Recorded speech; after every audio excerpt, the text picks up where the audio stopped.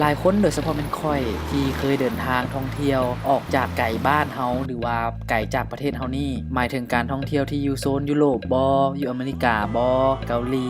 ญี่ปุ่นอย่างประมาณนี้มักจะมีแนวคิดที่ว่าสถานที่ท่องเที่ยวที่ใกล้ๆบ้านเฮานี่จะบ่มีอย่างน่าตื่นเต้นแล้วและต้องคิดว่าต้องไปเที่ยวประเทศที่อยู่ใกล้ๆบ้านเฮาแหละมันจึงสิม่วนแล้วก็เอนจอยกับมันได้แต่ที่จริงแล้วบ่เลยประเทศที่อยู่อ้อมแอมเฮาที่ไปง่ายๆโดยบ่ใช้วีซ่าเดินทางกับบ่ดนบ่เมื่อยหลายยังมีอีกหลายๆบอนเลยที่ยังน่าค้นหาอยู่โดยเฉพาะสิงคโปร์ประเทศที่คนลาวส่วนหนึ่งอาจจะไปมาแล้วแบบนับเทื่อบ่ได้เดี๋ยวคลิปนี้ค่อยจะเอาเรื่องที่ว่าเจ้าอาจจะบ่เคยเจอเทื่อตอนไปเที่ยวสิงคโปร์มาเล่าให้ฟังละกันแต่ก่อนอื่นหมดคลิปนี้มีแจกอีกแล้วเนาะถ้าใครอยากได้ JBL ตัวนี้ใหม่ๆเลยยังพันแกะกล่องและเสื้อที่ค่อยซื้อมาจากสิงคโปร์เลยเนาะ Universal Studio ตัวนี้ของแท้ของมีลิขสิทธิ์เนาะบ่ได้เป็นแบบก๊อปปี้จากตลาดทั่วไปถ้าอยากได้ก็มีแต่เบิ่งคลิปนี้ให้จบเดี๋ยวมีเกมให้เล่นท้ายคลิปเด้อการเดินทางครั้งนี้แม่นค่อยเดินทางกับสายการบินไทย Airways ซึ่งเป็นครั้งทำอิฐในชีวิตค่อย20กว่าปีที่เกิดมานี่ที่ได้นั่งเขาเอิ้นว่า First Class หรือว่า Business Class ซึ่งค่อยก็อยากฮู้แล้วก็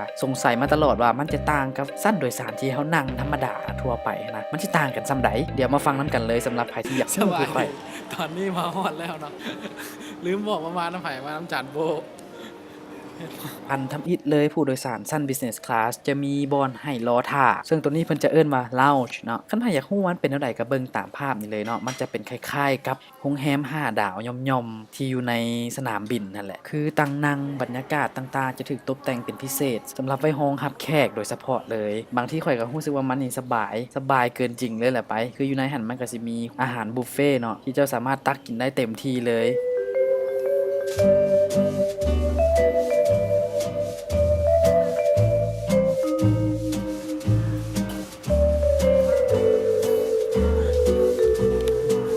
คอนเทนต์มาก่อนหน่อยโบข้าวกินเลย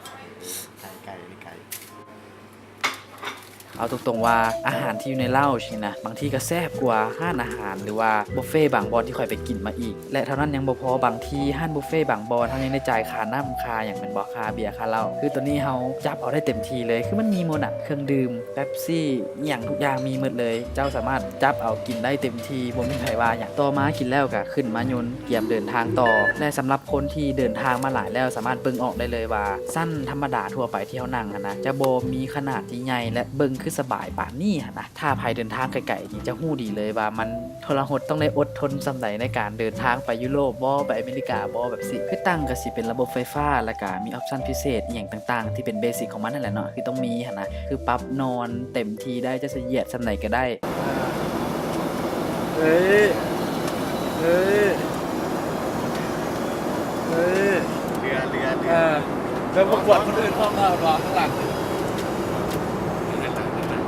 คือลุมตอนล้อท่าเครื่องขึ้นหันก็กินเต็มที่แล้วขึ้นยนต์มาบ่ต้องห่วงว่าสิกินบ่อิ่มเพิ่นมีเมนูพิเศษจัดรอไว้ให้อีกเจ้าสิกินแบบใดเจ้าเลือกเอาเลยว่าจะเป็นอาหารตะวันออกตะวันตกอีหยังก็ยามีของหวานกะแล่มทุกอย่างพร้อมเสิร์ฟคือจนบางทีข่อยก็คิดว่าข่อยอยากเดินทางแบบนี้โดยบ่ฮอดใส่เลยเด้อว่ะมันสบายขนาดเลยนะแบบว่าตื่นมาก็สั่งกินเลยนะนอนแล้วก็ตื่นมาก็สั่งกินพอเดินทางแบบบ่มีสิ้นสุดได้บ่คือบอนที่ข่อยพักนี่แม่นอยู่ในเซนโตซาเนาะถ้าไผมาสิงคโปร์คือสิฮู้ดีว่าเซนโตซาคล้ายๆว่าถ้าจือบ่ผิดมันเพิ่นจะถมทะเลเนาะเฮ็ดเป็นเกาะขึ้นมาเพื่อจะเอาสถานที่บันเทิงหรือว่าสวนสนุกต่างๆหันไปจุ่มไว้หันเลยหันน่ะเป็นบอนหนึ่งในการท่องเที่ยวเป็นจุดสุ่มการท่องเที่ยวเลยว่าซั่นต่อไปนั่นก็สิมีธีมพาร์คเป็น Universal Studio อหยังก็อยู่ในหันเนาะแล้วก็ยังสิมีพวกคาสิโนแดร้านอาหารโรงแรมอหยังทุกอย่างหันแหละไปแล้วที่พักของข่อยแม่นหนึ่งในโรงแรมที่อยู่ในเกาะเซนโตซาตัวนั้นเนาะเขาชิมาเปิง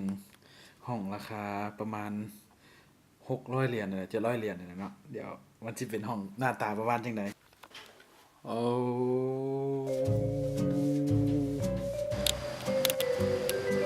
อยู่ได้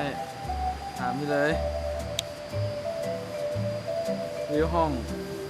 เกินที่คาดไว้อีหลีเอา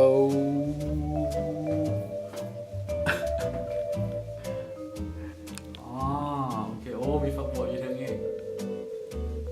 ปกตินี่ค่อยบ่ค่อยรีดเครื่องหรอกเลยแล้วก็จื้อบ่ได้เลยว่าตอนสุดท้ายหรือครั้งสุดท้ายค่อยรีดเครื่องเป็นตอนไหนอย่างน้อยค่อยเป็น VIP guest ของ Mastercard คิดว่าค่อยต้องเป็นระเบียบสุภาพหน่อยหนึ่งซะอย่างน้อยก็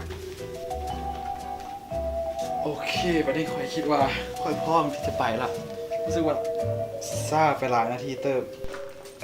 ซึ่งบริษัทที่เซิร์นข่อยมานี่ก็แม่นบริษัท Mastercard หลายคนคือสิอาจจะเคยได้ยินบริษัทของเพิ่นหันเป็นพาร์ทเนอร์กันกับ Universal Studio ที่อยู่สิงคโปร์นี้แล้วเพิ่นกำลังสิมีโชว์ใหม่ว่าซั่นเถาะไป Mastercard จึงเซิร์นข่อยมาในฐานะเป็น VIP หรือว่ามีเดียมาเข้าร่วมงานตัวนี้ซึ่งกิจกรรมใหม่และก็โชว์ใหม่ที่จะจัดขึ้นใน Universal Studio นี่เอิ้นว่า Halloween Night สิ่งที่น่าสนใจของกิจกรรมนี้ข่อยบ่ฮู้สิเว้าอันใดก่อนเลยหั้นนะข่อยก็ยังตื่นเต้นเลยกลับมานี่คือเพิ่นจะเนรมิต Universal Studio ให้เป็นคล้ายเป็นนรกไปเลยมันจะมีเขาเอิ้นเป็นภาษาอังกฤษว่า Haunted House เนาะหรือว่าเป็นบ้านผีสิงหั้นนะซึ่งข่อยคิดว่าแปลตรงๆแบบนี้แบบมันเสียเครดิตขนาดเลยในสิ่งที่เขาเจ้าเฮ็ดขึ้นมาหั้นนะข่อยอยากเอิ้นมันว่าเป็นธีมพาร์คหลายก่อนหั้นนะและที่เขาเจ้าจัดมาก็สิมีหลายๆธีมพาร์คเนาะคันเคยเจอบ่ผิดมีประมาณ 4-5 หรือว่า 6 อันนี่แหละแล้วแต่ละอันก็สิเป็นแบบว่าให้เฮาย่างเข้าไปเนาะเจอกับสถานที่ที่เพิ่นเนรมิตขึ้นมาหั้นนะเจอกับคนที่เพิ่นแต่งโตวเป็นผีเป็นปีศาจต่างๆมาหลอกหลอนเฮาข่อยขอบอกไว้เลยว่าข่อยเล่าแบบสิยังรู้สึกธรรมดาข่อยอยากให้พวกเจ้าไปเจอตัวจริงข่อยขอให้เจ้าไปลองจักครั้งหนึ่ง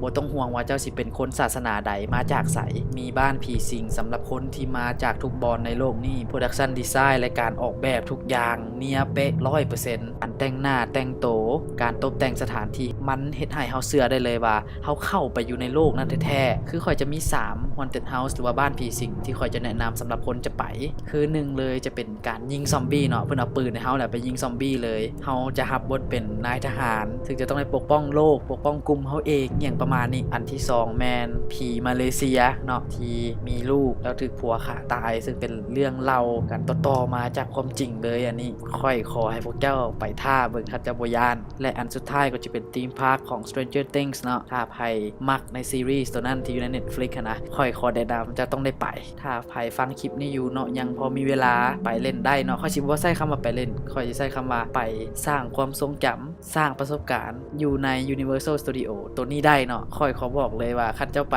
มาแล้วเจ้าสิขอบใจค่อยน้ำหลังโดยเฉพาะใครมีแฟนหรือว่ามีอ้ายเอ้ยน้องครอบครัวพาไปได้เลยเจ้าสิสนิทกันหลายขึ้นเลยแหละและก็สำนิกรละกันสำหรับประสบการณ์ที่ไปสิงคโปร์มาบ่จำเป็นต้องไปไกลใกล้ๆบ้านเฮานี่ก็มีสิ่งที่น่าค้นหาคือกันและสำหรับใครที่อยากได้ของแจกเนาะหรือว่าคิดว่าวิดีโอนี้หั่นนะดีมีประโยชน์ต่อคนอื่นหรือเจ้าเองแค่คอมเมนต์ลงวิดีโอนี้ว่าเจ้าอยากไปประเทศใดที่อยู่ใกล้ๆอ้อมแอมประเทศเฮานี่นะกดไลค์วิดีโอนี้กดแชร์วิดีโอนี้แล้วก็แค่นั้นแหละเนาะท่านก็จะมีสิทธิ์ลุ้นของแจกจากทางทีมงานพวกเฮาแล้วขอบใจที่ติดตามเด้อบ๊ายบาย